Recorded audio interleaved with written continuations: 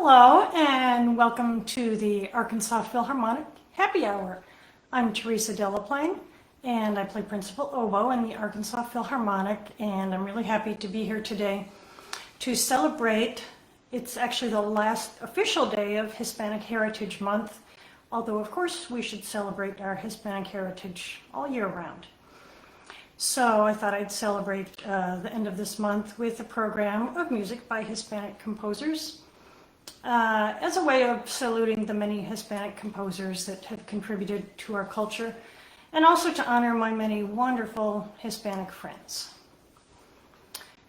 So today I'm going to play 3 pieces by Hispanic composers, and for the happy hour I'd like to start by talking about one of my favorite wines, which also contributes to our culture through the country of Argentina. So this wine is Malbec, and it was originally grown in southern France. But in the mid-19th century, one of the governors of Argentina asked one of his botanists to import some Malbec grapes, and so they started a vineyard. And in just the last 20 or 25 years or so, those vineyards have really taken off and become very popular. And so that particular Malbec grape, that particular variety actually is no longer grown in France because it was not a very hardy kind of grape in France and it died out from some frost. But it did continue in Argentina, and around Mendoza there are many vineyards totaling around 50,000 acres of Malbec grapes. And so I'm going to show you one of my favorite kinds, and this is easy to remember because it's got a big number 1 on the bottle. So this is from the Antigal winery in Mendoza, and it's called Uno. So you just have to see the Uno Grande right there, and I'd like to read you what it says here. It's described as a one-of-a-kind Malbec whose luscious black and red berry fruit is brightened by the natural acidity and supported by firm but ripe tannins. The wine's unique personality reflects the outstanding quality of grapes hand-harvested from our vineyards. High on the Andes foothills, its smoothness and purity of flavor evince the gentleness of gravity flow winemaking, barrel-aged for 8 months in oak. It carries cedar and vanilla spice notes through a lingering finish. Sounds wonderful, doesn't it? So, happy hour to all of you, and thank you to Argentina for providing us with this other addition to our Hispanic culture. And I'll save this for a little bit later.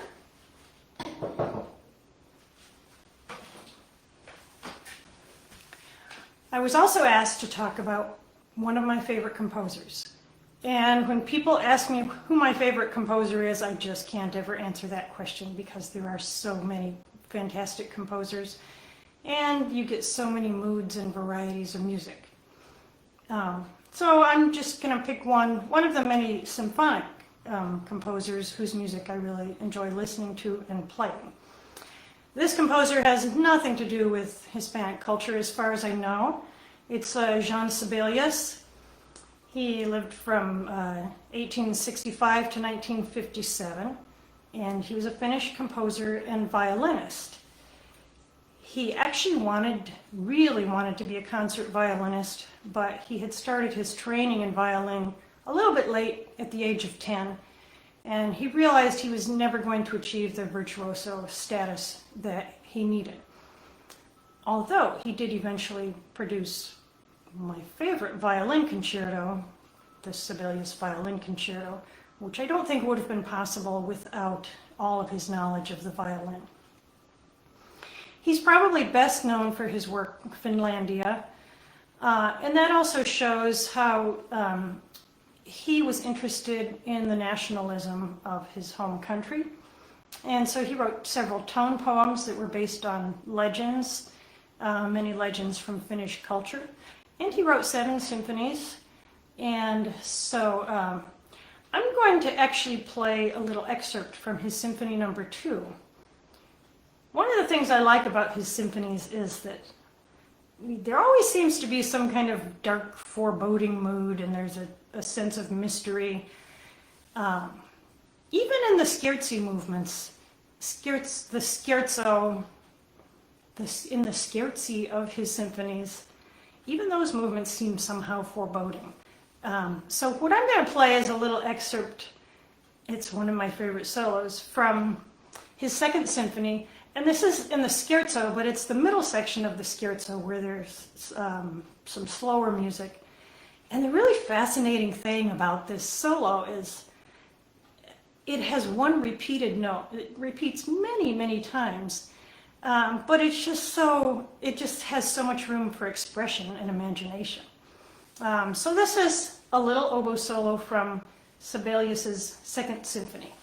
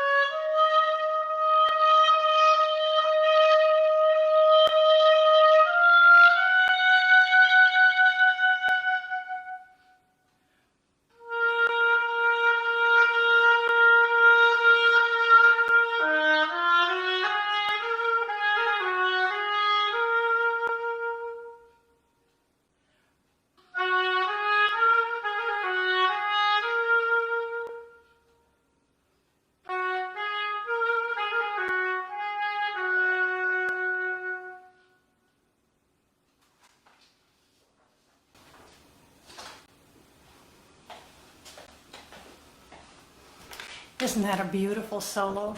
And just amazing how you can do so much with one note. Okay, so on to the Hispanic music. So, like I said a minute ago, there are 3 composers I've picked. And the first piece that I'm going to do is by a composer, Carlos Chavez, who's probably the best known of the 3 composers. So he was a well-known composer and conductor and pianist from Mexico. He was born in 1899 and died in 1978. He had training not only in music but in writing, and he worked as a journalist. He even wrote a book. The book was called Toward a New Music, Music and Electricity, and that was written in 1937. He had some training in Europe. He went to France and studied. And when he came back from France is when he worked as a journalist. And then eventually he got a job as a conductor and eventually started composing. He was also a pianist, and a lot of his early works were piano solos. As he developed his composing later in life, he wrote more large-scale works for symphonic orchestra and band, as well as an opera and some ballets.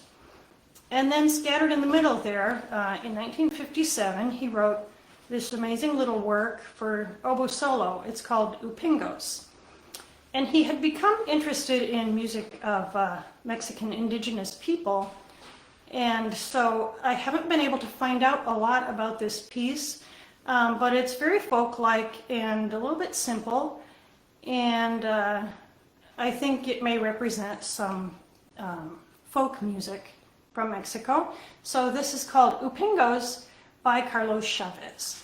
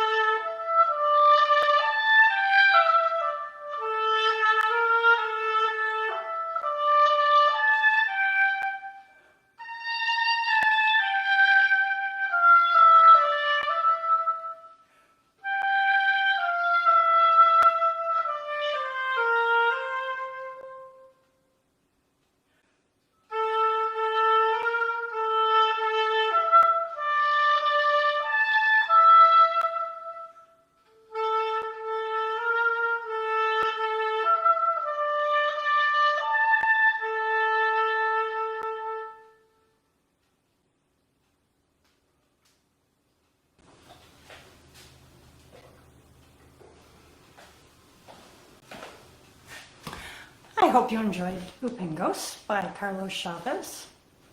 So we're going to move on to a more contemporary piece. My next piece is by Alejandro Arguella, and he's a contemporary flutist and composer, originally from Costa Rica and currently living in New Orleans. And the name of this piece is Solitario, or Solitary. And I think this piece is really appropriate to our times because so many of us are we're spending more time alone and less time with our friends and maybe distant family. And musicians are doing many solo things and missing their ensembles and missing playing together. I hope you enjoy Solitario by Alejandro Arguella.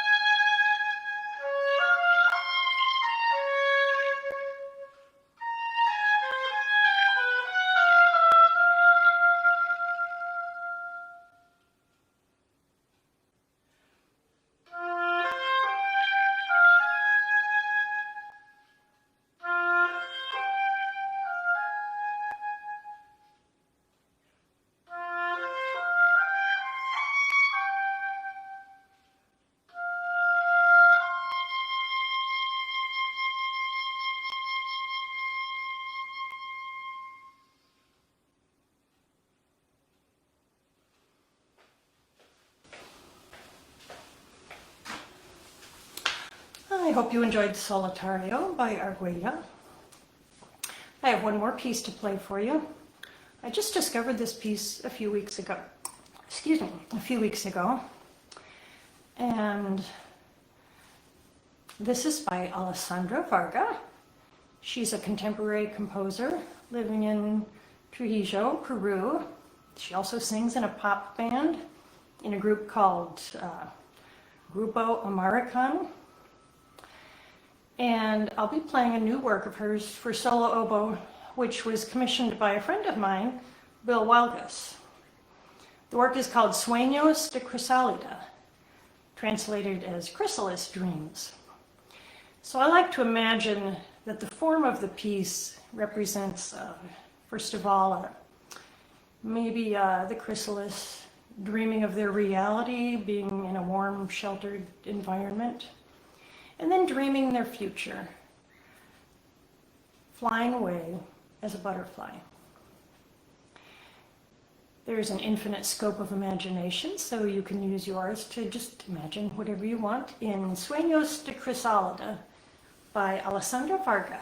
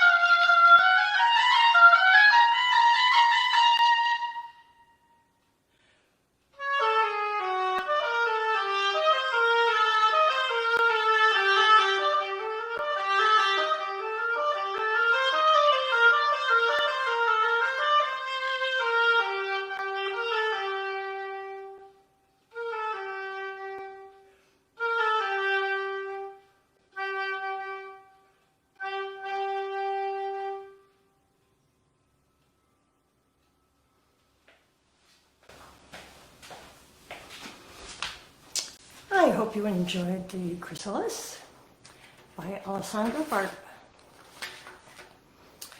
Barba. So for our next happy hour, next week at 5 o'clock, I hope you'll join again. We're going to have the Arkansas Philharmonic Principal Harpist, Devon Williams, and a special guest cellist, Michael Puryear. And they're going to share their favorite cocktail recipe, introduce a composer, play some music. So that'll be live from the Arkansas Philharmonic Facebook page at 5 o'clock, October 22nd. Thank you so much for joining today and helping to celebrate Hispanic heritage as we try this wine from Mendoza and listen to the music of 3 composers. Thanks.